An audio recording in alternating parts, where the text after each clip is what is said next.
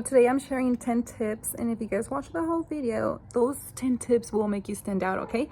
And I want you guys to stand out because I want you guys to get a phlebotomy job, okay?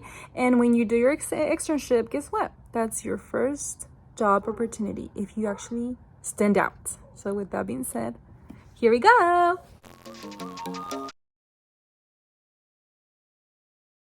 Hello. So today I will be sharing some tips to stand out, okay, my friend? To stand out when it comes to your externship.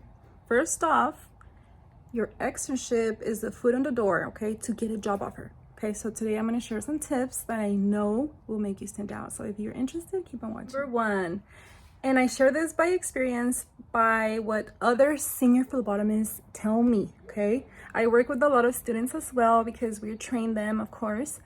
But let me tell you, even if you know what they're explaining, just let them talk, okay? Do not interrupt, because there's a lot of senior phlebotomists that complain about the students. They just don't let them finish, or the new phlebotomist thinks they know everything, which you might, okay? I know that I knew a couple of things, but I would just let them finish, okay? You're there to learn, so do not interrupt, okay? Just listen, please. This is a good tip, I'm telling you. Number two, I'm just kidding.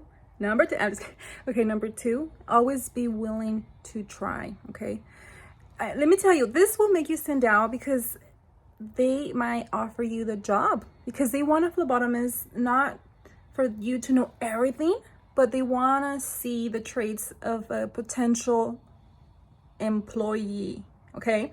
With that being said, if you're always willing to try and you never say no to any draws, and you're like, yes, even if you're scared, my friend, it's very normal to be scared, but always be willing to try. So let's say you go and it's your first day and they ask you, hey, you want to draw today? Always say yes, even if you're freaking out, okay, my friend? Trust me, it's normal to freak out. Number three, you're wearing scrubs, my friend. So own it, okay? You have authority automatically when you have your scrubs, okay? Especially since COVID happened, you normally have the mask, okay? Just always take a deep breath. Even if you're nervous, when you take a deep breath, that's a big life changer. And sometimes when you get nervous, you stop breathing, like you hold your breath. Do not do that, okay? If you don't wear a mask, try to breathe. Like, don't make it too obvious, but still take a deep breath, not too noticeable, before you go in, and you will feel a little bit better, okay? So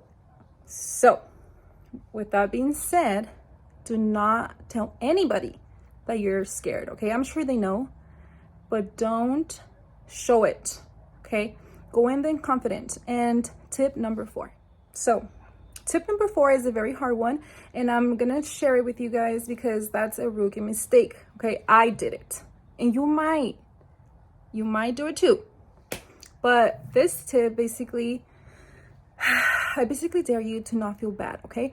When I was a new phlebotomist, of course, I did miss, and I would beat myself up for it, okay? So I dare you to not feel bad. And this is what I mean.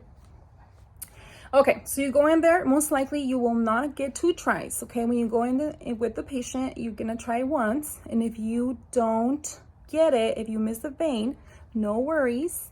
Don't feel bad, okay? Even if you feel a little bad in your head, you can talk to yourself in your head, but do not say anything and just let the other phlebotomist take over, okay?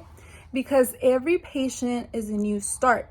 So my rookie mistake was that I would feel bad, and then I would overthink it, and I would overdoubt myself. So on my next patient, I would miss again, and then I would feel terrible, okay? And then I would go to my next patient, and guess what? I would miss.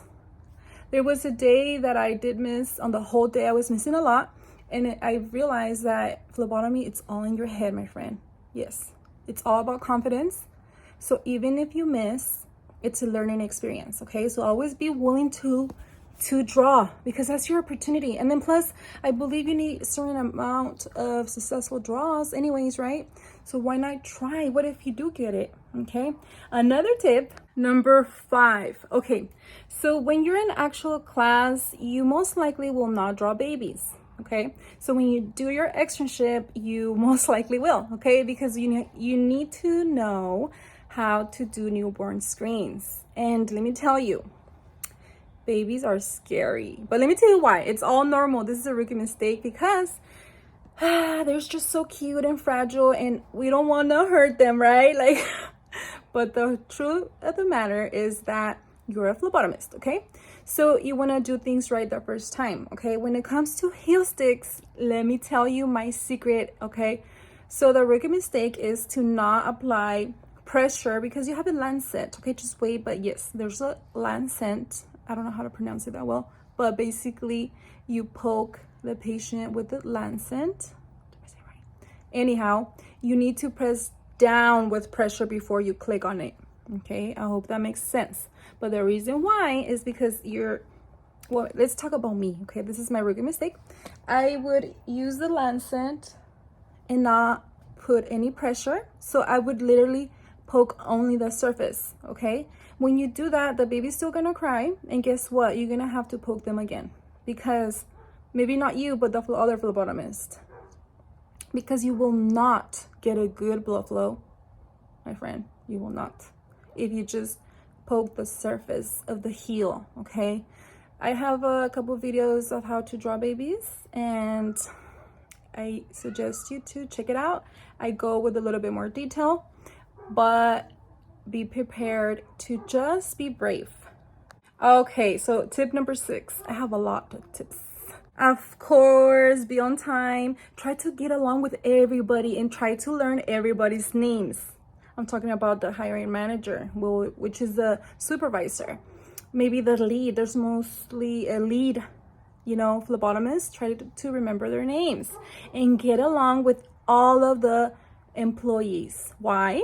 Because the other employees will pay attention to see if you're a potential employee, okay? If you get along, of course they're gonna consider you, all right?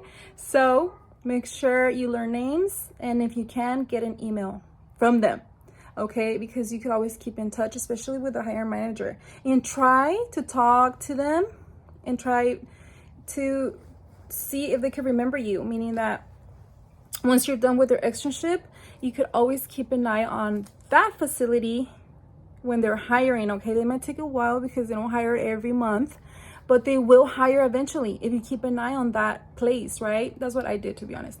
So there it is. You can apply, and then you could even stop by in person and say, hey, I did my hours here. I see that you're hiring. I just wanted to come by in person to tell you that I applied.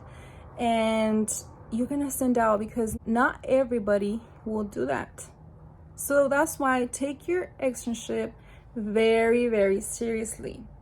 Tip number 7, a lot of students, phlebotomy students, when they're done with their externship, they normally they like to give something to the person that they were with. That's really nice. I have received like mugs, just a little present. It just shows that you're grateful. You don't have to do this, by the way. I didn't do it, but I've noticed that it's a new thing because for some reason, they just are so nice. So you could always buy them a little something and say, thank you, If you're still here, I have 2 more tips. Number 8, okay? All of them are good though. So I hope you're watching the whole video. Number 8, do not give up so easily. What I mean is that when you poke, because again, when you do your externship, most likely they will let you only poke once. And then the actual phlebotomist will take over. But what I mean, do not give up so easily, is that my rookie mistake was that I would poke. Okay, I would feel the vein and I would feel confident and I would poke, and then I would put the tube in, and guess what? No flow. And I would get very, very confused because I was like, I know I felt the vein there. Anyhow, the trick is to go in a little bit deeper with the needle, or even slightly out. So in a little bit or out. And that's your solution. It might be that you went too deep, or it might be that you need to go a little bit deeper. I know. I hope that makes sense, but that's a great tip, my friend. And number 10, every patient is a new start, okay? Even if you missed, try to relax and forget about it. Of course, learn from your mistakes, but always, the new patient has no idea what you went through, okay? So go in there confident, all right? And always be willing to learn, my friend. Let me know if you guys have any more questions, but that's number 10. I just want you guys to remember that every patient is a new start, and phlebotomy might be challenging, but just know that everything is possible in this world, okay? It's all in your mind, okay? If you start doubting yourself, you might not get it, okay? Because I even done it myself. But if you just go for it with confidence, most likely you will get the vein, okay? It's very amazing. Because I even surprise myself sometimes.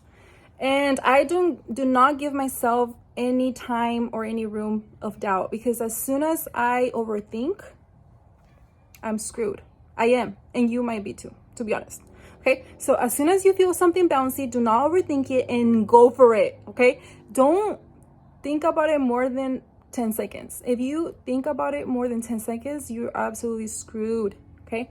Normally I go like 1, okay, feel it right away, and then within 2 seconds, I put the needle in, and you will get it, okay? Especially if you are a student, that's your opportunity to miss as much as you can, okay? That's totally fine. But of course, try your best, and I hope this video helped. I hope you guys have a wonderful, beautiful day the rest of the year. Oh my God, it's almost the new year, very soon. Maybe. I love you. Bye-bye. So this video right here is the one that I talk about how to draw babies, okay? I give you all the tips that I know will be helpful, okay? Because I want you guys to be successful, okay? You better be. I love you. Bye-bye.